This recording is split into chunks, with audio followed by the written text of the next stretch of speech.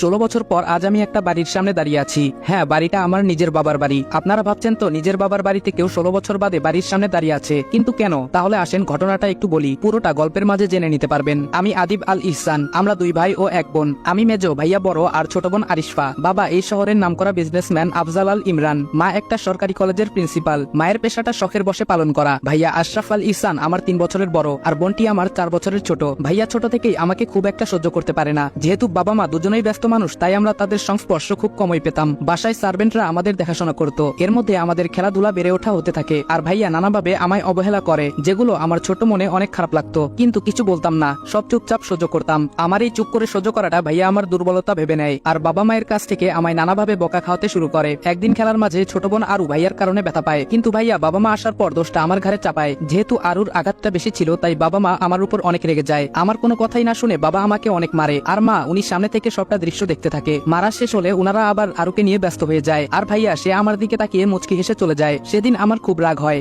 রাগ করে বাসা থেকে বেরিয়ে যাই। আর আজকে আবার 16 বছর পর বাড়ির সদর দরজার সামনে দাঁড়িয়ে আছি, তবে বাড়ির ছেলে হিসেবে নয়। 2 মাসের জন্য এই বাড়ির একটা ঘর ভাড়া নিয়েছি, যদিও ভাড়া দিতে চাইনি, অনেক রিকোয়েস্ট করে ভাড়া নিয়েছি, কারণ আমার ছোট বোনটার বিয়ে ঠিক হয়েছে আর আমি থাকবো না তা কি করে হয়। তবে এইখানে ভাড়া নেওয়ার জন্য আরেকটা কারণও রয়েছে, সেটাই রহস্য। আমি কলিং বেল চাপতেই একজন ভদ্রমহিলা দরজা খুলে দিলেন। আমার বুঝতে বাকি রইল না ইনি আমার মা। খুব ইচ্ছে করছে মাকে জড়িয়ে ধরি, কিন্তু না, আমার ভিতরে অনেক অভিমান জমে আছে। এত সহজে তা ভুলে যাই কি করে? আমার কাজের জন্য চাইলে অন্য বাড়ি ভাড়া নিতে পারতাম, কিন্তু ছোট বোনটার জন্য বারবার মন বলছে এই বাড়িতেই থাকবো। মা বলল, কে তুমি বাবা, কাকে চাও? আমি বললাম, আমি রাজ। আসলে আন্টি মিজান সাহেব আমার জন্য এই বাড়িতে 2 মাসের জন্য একটা ঘর চেয়েছেন। মা বলল, ও আচ্ছা, ভেতরে এসো। ভেতর থেকে একটা মেয়ে বলল, খালামণি এই ছেলেটাকে? মা বলল, কে এই ছেলেটা? ও আমাদের বাড়িতে 2 মাসের জন্য থাকবে। বুঝতে পারলাম উনি আমার খালাতো বোন, ইশিতা জামান ইশি। ভ্রু কুচকে আমার দিকে তাকিয়ে কোথায় যেন চলে গেল। উনার পরিচয়টা একটু দিয়ে নেই, উনি আমার খালামণির মেয়ে ইশিতা জামান। আমি যখন এই বাড়িতে ছিলাম তখন খালামণিরা আমেরিকায় ছিলেন, কখন দেশে এসেছেন কে জানে। যাই হোক, বাদ দিন, আমরা সামনে এগোই। মা বলল, আরু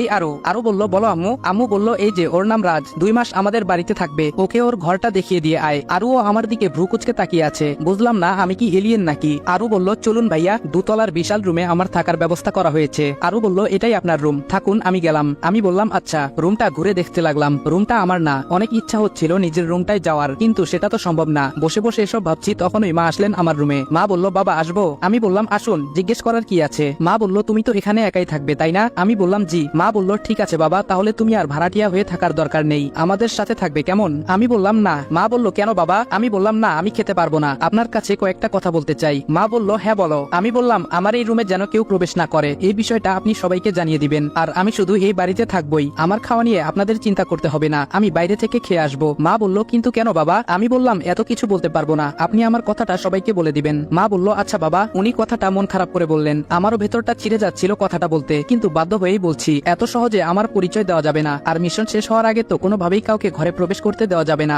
যেহেতু এই বাড়ির খাবার খাবো না বলে দিয়েছি, তাই ফ্রেশ হয়ে বেরিয়ে গেলাম, কারণ প্রচুর খিদে পেয়েছে। পাশেই একটা ভালো রেস্টুরেন্টে গিয়ে দুপুরের খাবার খেয়ে বেরিয়ে পড়লাম। বাইরে এসে দেখি বাইক নেই। আমার বাইক কোথায় গেল? আজব তো। হঠাৎ মেলি কণ্ঠে কেউ বলে উঠলো, বাইক খুঁজতেছেন? তাকিয়ে দেখি এ তো ইসি। সে এখানে কি করছে? আর আমি বাইক খুঁজতেছি, সে বা জানলো কিভাবে? মনে হয় অনেকক্ষণ থেকে এখানে দাঁড়িয়ে ছিল, কিন্তু আমি আসার সময় তো ও ছিল না। আমার ভাবনার মাঝে আবার ধমক দিয়ে বলল, হা করে কি ভাবছেন? আপনার বাইক পুলিশের ভ্যানে করে নিয়ে গেছে। আমি বললাম, কি? আমার বাইক কেন পুলিশ নেবে? ইসি বলল, আমায় কেন জিজ্ঞেস করছেন? সেটা থানায় গিয়ে পুলিশকে জিজ্ঞেস করুন, যত সব। এই বলে পাশ কাটিয়ে চলে গেল। আমি ক্যাবলাকান্তের মতো এখানে দাঁড়িয়ে আছি আর হা করে ওকে দেখছি। কি মায়াবী একটা মেয়ে, যেন আসমানের পরী, কিন্তু ব্যবহার শাকচুনির থেকেও বাজে। ভাবতে ভাবতে হঠাৎ গোর কাটলো সামনে দিয়ে যাওয়া একটা গাড়ির হর্নের শব্দে। হঠাৎ মনে হলো আমার বাইকটার কথা, তাই একটা রিক্সা ডেকে বললাম, এই মামা যাবেন? মামা বলল, হ জামু। কই যাইবেন? আমি বললাম, থানায়। মামা বলল, ভাড়া কিন্তু 50 টাকা দিবেন। আমি বললাম, আচ্ছা চলেন। আমাদের যাদের সামর্থ্য আছে তাদের কাছে আমার রিকোয়েস্ট, প্লিজ এই রিক্সা অটো ড্রাইভাররা 10-20 টাকা বেশি দাবি করলে তাদের সাথে বাজে ব্যবহার করবেন না, কারণ তারা আমার আপনার মতো 10 তলা বাড়ি বানাতে চায় না, তারা দুবেলা পেট পুরে খেতে চায়। থানার সামনে গাড়ি থামতেই নেমে ভাড়াটা মিটিয়ে থানার ভেতরে ঢুকে গেলাম। কনস্টেবল বলল, কাকে চাই? আমি বললাম, ওসি সাহেব কোথায়? কনস্টেবল বলল, স্যারকে কি দরকার? আমায় বলুন, যা বলবেন। বুঝলাম কথা বাড়িয়ে লাভ নেই, এতে আমার ওই সমস্যা হতে পারে, তাই পকেটে কিছু গুজে দিয়ে বাইকটা নিয়ে চলে এলাম। পুলিশের ঝামেলা পেরিয়ে আসতে আসতে প্রায় সন্ধ্যা হয়ে গেল, তাই বাসার উদ্দেশ্যে রওনা হলাম, কাল থেকে কাজে লেগে পড়বো। হঠাৎ পুরুষ কণ্ঠে কেউ বলে উঠলো, দাঁড়াও। চেয়ে দেখলাম একজন ভদ্রলোক সোফায় বসে আছেন,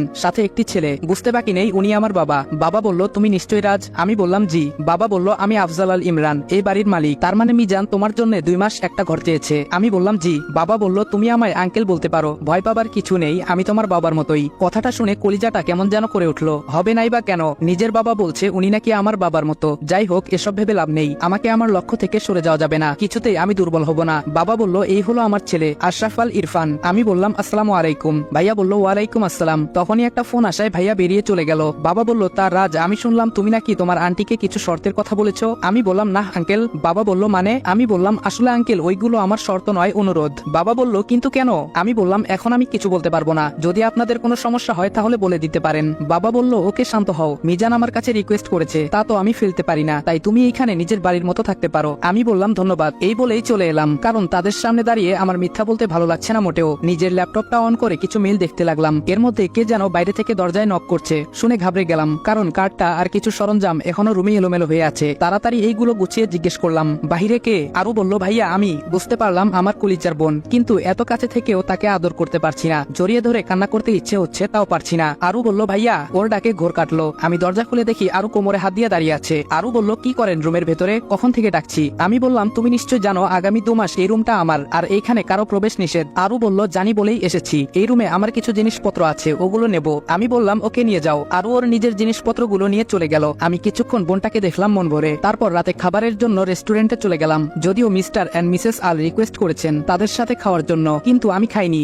একটা ইগো কাজ করছে। পরের দিন সকালে আমি কিছু কাগজপত্র গুছিয়ে নিয়ে রওনা দিলাম ইন্টারভিউ দিতে। একটা কোম্পানির পোস্টে টিকে যাই। আমার মতো ছেলেকে দেখলে কোন কোম্পানি চাকরি দেবে না? যেমন দেখতে তেমন সব কাগজপত্র, একদম খাপে খাপ, এ যেন পূর্ব পরিকল্পনা। হ্যাঁ তাই তো, তবে এটা শুধু আপনারা জানেন, অন্য কাউকে বলবেন না। কিন্তু আমি এই অফিসে কাজ করতে লাগলাম এবং খুব অল্প দিনেই বসের খুব প্রিয় হয়ে উঠলাম, কিন্তু এই অফিসের আসল বসটাকে তা আজও জানতে পারিনি, কারণ আমি যাকে বস বলছি উনি আসলে ম্যানেজার। বস নাকি অফিসে আসেন না, আড়ালে থেকে কাজ করান, কিন্তু আমার তো বসকেই দরকার, আমার টার্গেট তো উনি। দেখতে দেখতে 1 মাস পেরিয়ে গেল। আমি আমার মিশন অনুযায়ী কাজ করতে লাগলাম। মিশনটা অনেক জটিল, যেটার ফুল ডিটেলস গল্পে দিতে গেলে গল্পই এলোপাথারি হয়ে যাবে। এই 1 মাসে আমি অনেক তথ্য ইনফরমেশন বের করেছি, যেগুলো আমার মিশনে কাজে লাগে, কিন্তু কোনোভাবে অফিসের বসের কাছে পৌঁছতে পারিনি। এমনকি জানতে পর্যন্ত পারিনি বসের নামটা কি। যিনি আমার বস অর্থাৎ ম্যানেজার, উনি নিজেও নাকি বসকে চেনে না। কি মুশকিল বলুন তো। আজ অফিস থেকে বাড়ি ফিরে দেখি বাড়ি ভর্তি মেহমান বসে আছে। বাবা মা ভাইয়া উনাদের সাথে কথা বলছে, আপ্যায়ন করছে। মেহমানদের মধ্যে একজন পুরুষ আর একজন মহিলা, আর আমার বয়সী একটা সুদর্শন ছেলে বসে আছে। দেখে বোঝাই যাচ্ছে বিয়ের সম্বন্ধ নিয়ে কথা চলছে। তারপরেই আমার মনে হলো, আরে আমার বোনের বিয়ের কথা হচ্ছে মনে হয়, এজন্যই উনারা এসেছেন। তাই পাশ কাটিয়ে উপরে চলে যাচ্ছিলাম, পেছন থেকে এক ভদ্রলোক বলে উঠলেন, মিস্টার আল, এই ছেলেটাকে তো চিনলাম না। বাবা আমাকে কাছে ডাকলেন।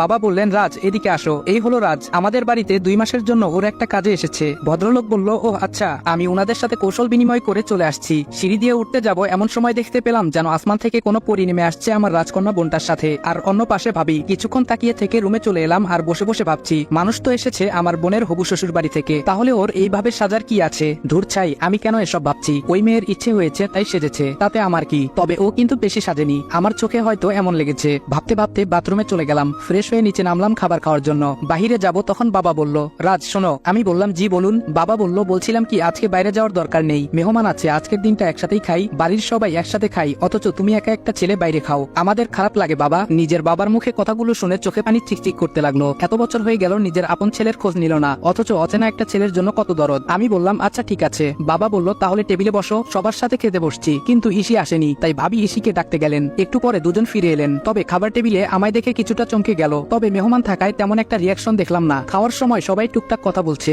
যেগুলো আমি শুধু চুপচাপ শুনেছি, কিছু বলিনি। কথাবার্তা শুনে বুঝতে পারলাম আমার বোনের হবু শ্বশুর মশাই রৌফ চৌধুরী বাবার মতোই একজন বিশিষ্ট ব্যবসায়ী, আর হবুবর রোহান ওনার একমাত্র ছেলে। খাবার শেষ করে উঠেই যাচ্ছি, তখন ফোনটা বেজে উঠলো। তাড়াহুড়োই উঠতে গিয়ে ইসির সাথে ধাক্কা লেগে যায়। দুজন একসাথে উঠতে গিয়ে কাকতালীয় ভাবে ঘটে যায় ঘটনা। আমি কিন্তু ইচ্ছে করে দেইনি। ধাক্কার টাল সামলাতে না পেরে ইসি কিছুটা ঝুঁকে যায়, তবে পরেনি। স্ট্রং বডি বলে কথা, কিন্তু পায়ে কিছুটা আঘাত পায়। আমি সেখান থেকে ডোন্ট কেয়ার ভাব নিয়ে ফোন হাতে সোজা রুমে ঢুকে যাই, আর সবাই আমার যাওয়ার দিকে তাকিয়ে থাকে। ফোনটা ছিল আমার সিনিয়রের, যিনি আমায় এই মিশনের দায়িত্ব দিয়েছেন। আগামীকাল আরো কয়েকজন যোগ হবে আমার সাথে, সেটা না হয় কালই দেখা যাবে। আমি ল্যাপটপে কাজ করছি, এটা যেহেতু প্রেম নিয়ে গল্প, তাই কাজের জটিল ডিটেলস মাঝখানে ব্যাখ্যা করছি না। হঠাৎ করে মনে হলো তখন ইসির পায়ে ব্যথা পেয়েছিল, কাজটা আমি ঠিক করিনি, ওকে সরি বলা দরকার, কিন্তু কিভাবে? আমি তো কারো প্রতি দুর্বল হওয়া চলবে না। অনেক ভেবে একটা রাস্তা পেলাম। ইসি যে রুমে থাকে সেই রুমটা থেকে বাড়ির পেছন দিকটা স্পষ্ট, আর সেখানে একটা জানালাও আছে, তাই একটা চিরকুটে সুন্দর করে সরি লিখে পাঠিয়ে দেই। যেই ভাবা সেই কাজ। কাগজটা যখন বিছানায় পড়ছিল তখন ইসি রুমে ছিল না, পরে এসে সে দেখতে পায় ইসি ভাবে চিরকুট, আবার সেখানে লেখা সরি। ব্যাপারটা কি হতে পারে? আর সরি বা বলবে কেন? ওয়েট, রাজ নয় তো? তখন খাবার টেবিলে ঘটে যাওয়া ঘটনার জন্য সরি বলছে হয়তো। ধুর, কি সব ভাবছি। ওই ছেলে আর সরি, প্রশ্নই আসে না। তবে এটা কিসের ইঙ্গিত? ইসির রুমে কাগজটা ছুড়ে দিয়ে এসে বিছানায় শুয়ে পড়লাম। অনেকক্ষণ চেষ্টা করেও কাজে মন বসাতে পারছি না। বারবার ভাবছি, চাচ্চু আর ছোট মা তো আসেনি, তাহলে ইসি এখানে কি করে? ও তো আমি বাড়ি থেকে বের হওয়ার 1 বছর বছর আগেই আমেরিকা চলে গেছিল, কখন ফিরলো? গত 1 মাসে আমি কাজে এতটাই ডুবেছিলাম, অন্য কাউকে নিয়ে ভাবিনি। তবে এখন ইসি আমায় ভাবাচ্ছে, জানতে হবে ও কি করে। ছোটবেলায় ইসি আর আমার খুব ভাবছিল, সবসময় একসাথে ছিলাম। খালু অফিসের কাজে আমেরিকায় সেটেল হয়ে যায় আর খালামণিকেও নিয়ে যায়, কিন্তু ইসিকে নিতে পারেনি উনারা। এত ছোট্ট ইসি কান্না করে বাড়ি গরম করে দিয়েছিল, আমায় ছেড়ে আমাদের ছেড়ে যাবে না, কিন্তু এর 2 বছর পর ঠিকই জোর করে নিয়ে যাওয়া হয়। ইসি চলে যাওয়ায় আমি আরো একা হয়ে পড়ি। এর সাথে যোগ হয় ভাইয়ার অত্যাচার আর বাবা মায়ের অবহেলা। আচ্ছা, ইসি কি দেশে আসার পর একবারও জানতে চেয়েছিল আবিদ কোথায়? ও কি আমাকে খুঁজেছিল? এসব ভাবতে ভাবতে কখন চোখ লেগে যায় টের পাইনি। সকালের মিষ্টি রোদের আলো চোখে পড়ায় ঘুম ভেঙে যায়। আজ মনে হয় বেশি ঘুমিয়েছি, রাতে ভাবতে ভাবতে ঘুমিয়ে গেছি, তাই অ্যালার্মের কথা মাথায় আসেনি। জলদি উঠে চট করে ফ্রেশ হয়ে বেরিয়ে যাই। বাইকে থাকা অবস্থায় ফোন বাজে। আমি ফোন রিসিভ করে বললাম অপেক্ষা করতে বলুন, আমার আর 2 মিনিট লাগবে। গেটের সামনে বাইকটা থামিয়ে দেখলাম 4টে ছেলে দাঁড়িয়ে আছে, এক একজন দেখতে মাশাআল্লাহ। আমায় দেখে তারা সালাম দিল। আমি সালামের জবাব নিয়ে বললাম আমার সাথে এখানে কথা বললে সন্দেহ করবে, তোমরা বিল্ডিং এর পেছনে যাও, ইন্টারভিউ দেওয়ার এখনো অনেক সময় বাকি। একজন বলল ওকে স্যার। আমি বাইকটা পার্ক করে পেছন দিকে চলে গেলাম। ওরা আবার স্যালুট জানালো। একজন বলল স্যার আমার নাম রাতুল, অপরজন বলল আমি আয়াস, তৃতীয় জন বলল আমি নীরব, শেষজন বলল আমি অগ্নি। আমি বললাম তোমরা সবাই সেম পোস্টে তো? আয়াস বলল ইয়েস স্যার। আমি বললাম গুড, তবে এখানে আমাকে তোমরা স্যার স্যার করবে না, নাম নিয়ে ডাকবে, কারণ অনেক রিকোয়েস্ট করে গ্রামের ছোটবেলার বন্ধু এসব বলে চাকরি ম্যানেজ করেছি, তাই এমন কিছু করবে না যার দ্বারা কেউ বিন্দুমাত্র সন্দেহ করতে পারে। সবাই একসাথে বলল ইয়েস স্যার। আমি বললাম আমি রাজ, আমাকে রাজ বলেই ডাকবে এবং অফিসে ফর্মালিটি মেনটেন করার জন্য স্যার বলবে। সবাই বলল ওকে। আমি বললাম যাও সবাই, আমি আসছি। স্যারকে ফোন দিয়ে কনফার্ম করে দিয়ে যেই অফিসের গেটে পা বাড়ালাম অমনি চোখ পড়ে গেটের বাইরের দিকে। একজন অফিসে ঢুকছে গেট দিয়ে, যাকে দেখে আমি অবাকের চরম সীমায়।